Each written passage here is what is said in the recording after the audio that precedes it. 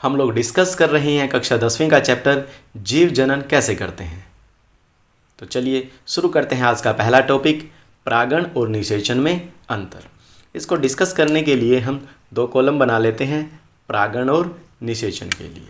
हमारे सामने ये जो चित्र हैं इनमें ये पुष्प के बाग हैं और पुष्प के बागों को हम पहले डिटेल में स्टडी कर चुके हैं, तो ऊपर आइकन का बटन क्लिक करके आप वो वीडियो देख सकते हो।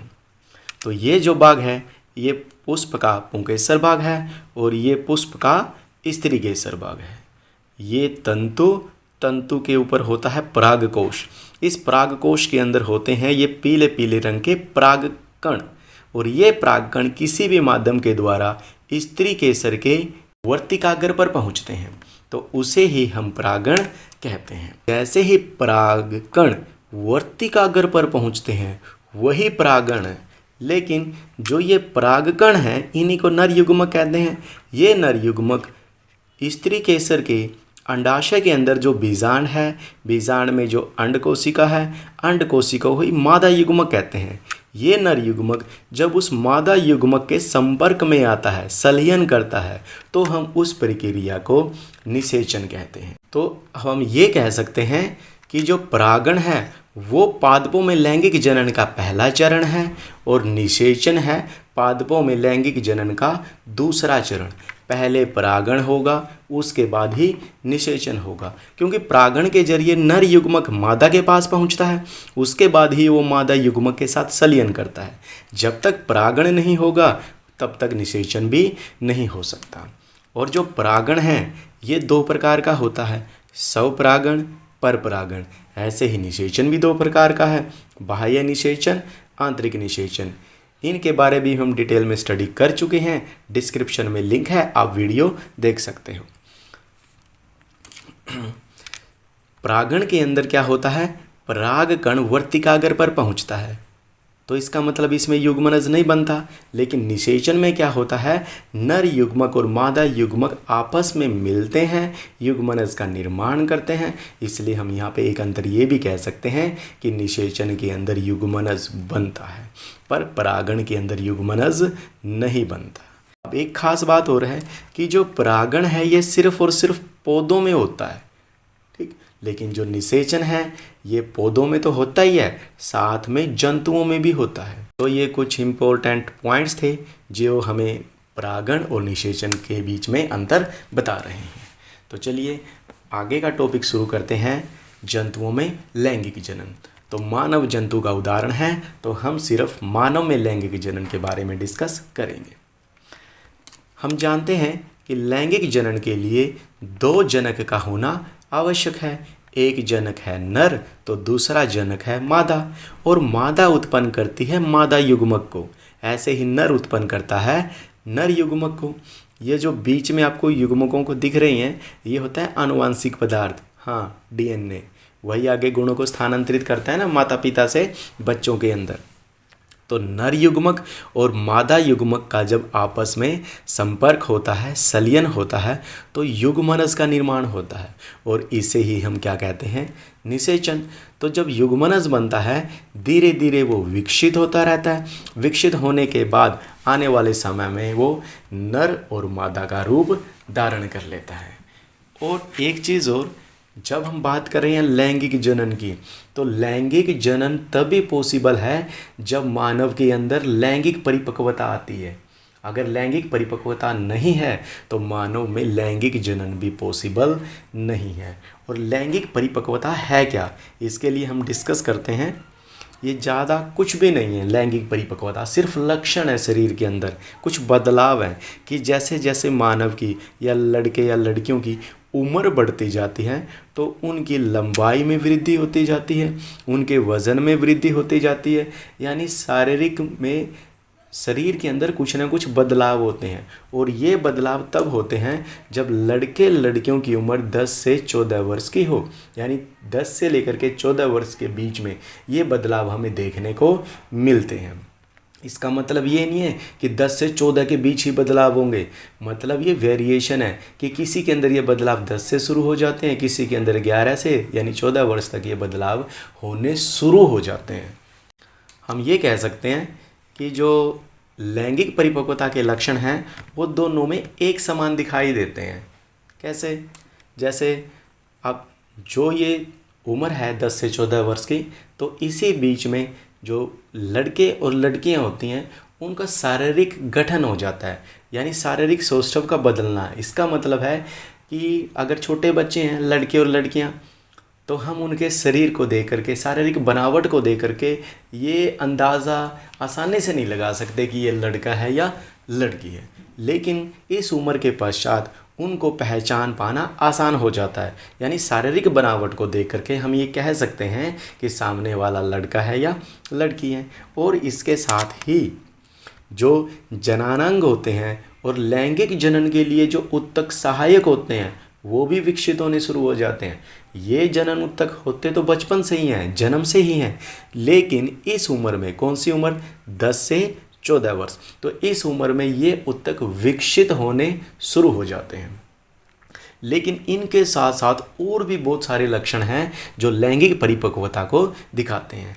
जैसे चाहे वो लड़का हो चाहे वो लड़की हो, इनके कांख के अंदर, जांघ के मध्य बाल गुछ निकल आते हैं। शुरुआत में इनका रंग हल्का होता है, लेकिन उसके बाद इनका रंग गहरा हो जाता है।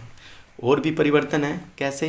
कि जैसे हमने देखा होगा कि बच्चे छोटे होते हैं तब उनके हाथ पैरों पे महीन रोम नहीं होते, हल्के हल्के बाल नहीं दिखाई देते, पर जैसे जैसे उनकी उम्र बढ़ती है तो इनके हाथ पैर के ऊपर, चेहरे पे हल्के हल्के से महीन रोम दिखाई देते हैं। तो ये भी किसका उदाहरण है कि लैंगिक परिपक्वता आ रही है, इनके शरीर के अंदर बदलाव आ रहे हैं।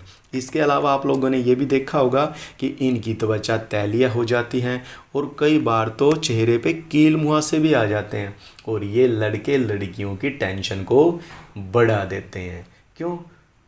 क्योंकि जब चेहरे पे आएंगे तो उनकी सुंदरता में कमी आ जाती है, वो उस चीज़ को फील करते हैं, फिर वो दौड़ते हैं प्रोडक्ट की तरफ कि हमें साबुन अच्छी लेनी चाहिए, फेस वॉश अच्छा लेना चाहिए, और उनकी यही सबसे बड़ी गलती होती है, क्योंकि ये हमारे हार्मोन्स में कुछ ना कुछ बदलाव हो रही हैं, जिसकी वजह से ये कुछ शरीर के अंदर भी बदलाव आते हैं। ठीक, ये जो हमने अभी डिस्कस किए हैं ये शरीर के अंदर शारीरिक बदलाव आ रहे हैं इस उम्र में। ठीक है, लैंगिक परिपक्वता के लक्षण हैं।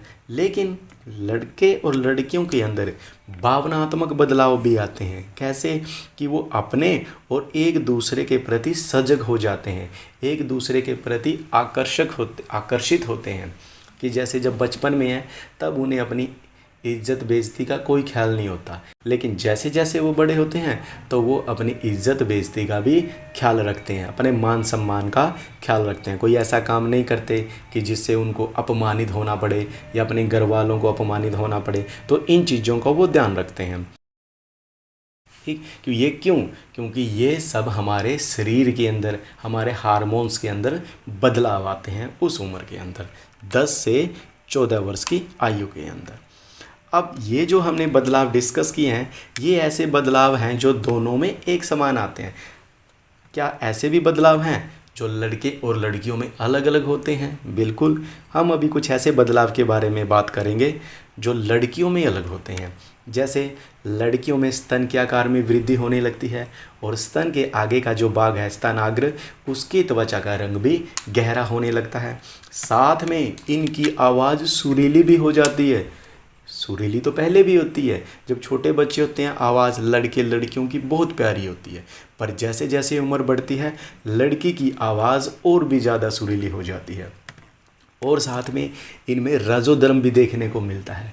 रजोधर्म होता क्या है, कब होता है, कैसे होता है, क्यों होता है, इसके बारे में हम नेक्स्ट आने वाली वीडियो में डिस्कस करेंगे। अभी सिर्फ हम ये समझ लेते हैं कि इस उम्र के अंदर लड़कियों में रजोधर्म होने लगता है। तो ये कुछ बदलाव थे जो केवल लड़कियों में होते हैं।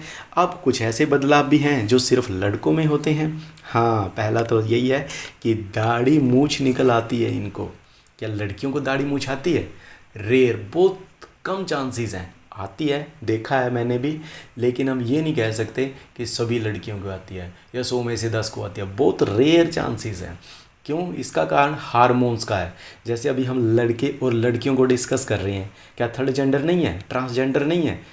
है, वो किसकी वजह से है? हार्मोन्स चेंजेस की वजह से। तो वो एक अलग टॉपिक है, हम उनके बारे में डिस्कस नहीं कर रहे।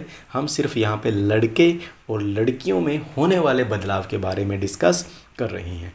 तो लड़कों में दाढ़ी मूंछ निकल आती है, और क्या है कि जैसे जैसे उम्र बढ़ती है इन बेचारों की आवाज़ भी फटती है, यानी आवाज़ फटने लग जाती है।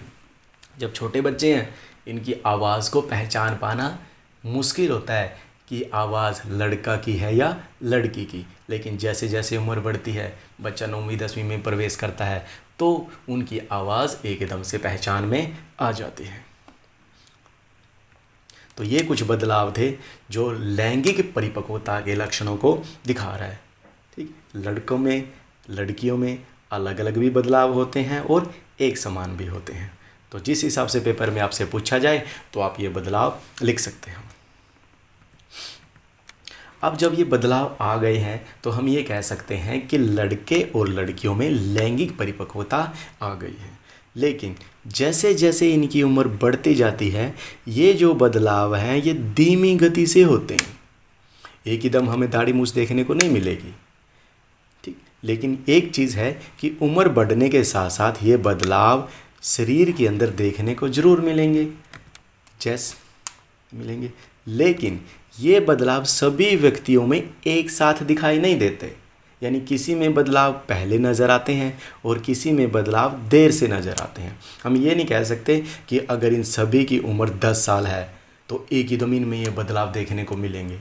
नहीं, किसी में पहले किसी में बाद में।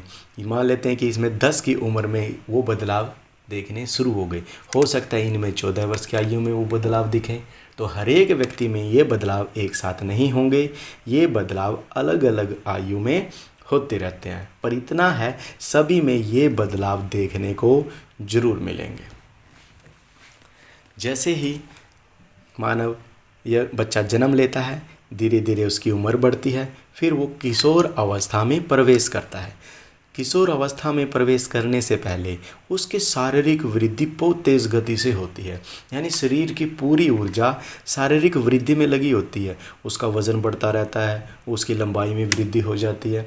लेकिन जैसे ही वो किशोर अवस्था में प्रारंभ करता है उसके बाद उसकी शारीरिक वृद्धि की वृद्धि यानी शारीरिक वृद्धि की गति वो कम हो जाती है और जो जनन ऊतक उसके अंदर हैं वो ऊतक विकसित होने शुरू हो जाते हैं, यानी जननांग और जनन ऊतक की जो वृद्धि की गति है वो बढ़ जाती है, सारी ऊर्जा वहीं लग जाती है। तो इस अवस्था को ही यौवनारंभ कहते हैं। यौवनारंभ कौन सी अवस्था है तो किशोर अवस्था की, लेकिन किशोर अवस्था की वो समय है, वो अवधि है जिस समय उनके जो जनन ऊतक हैं वो विकसित होना शुरू हो जाते हैं। हम उस अवस्था को यौवनारंभ कहते हैं। आसान भाषा में क्या कह सकते हो कि यौवनारंभ एक ऐसी अवस्था है जिसमें जनन ऊतक विकसित होना प्रारंभ करते हैं। और उसके बाद हम ये कह सकते हैं कि लैंगिक परिपक्वता अगर आ गई उसके बाद नर और मादा जनन के लिए योग्य हो जाते हैं। जब तक लैंगिक परिपक्वता नहीं आती तब तक जनन के लिए नर और मादा योग्य नहीं होते। आज के लिए बस इतना ही। अगली वीडियो में हम नर जनन तंत्र के बारे में डिस्कस करेंगे। अगर अब तक आप लोगों ने चैनल को सब्सक्राइब नहीं किया तो इसे सब्सक्राइब ज़रूर कर लें। तब तक के लिए धन्यवाद।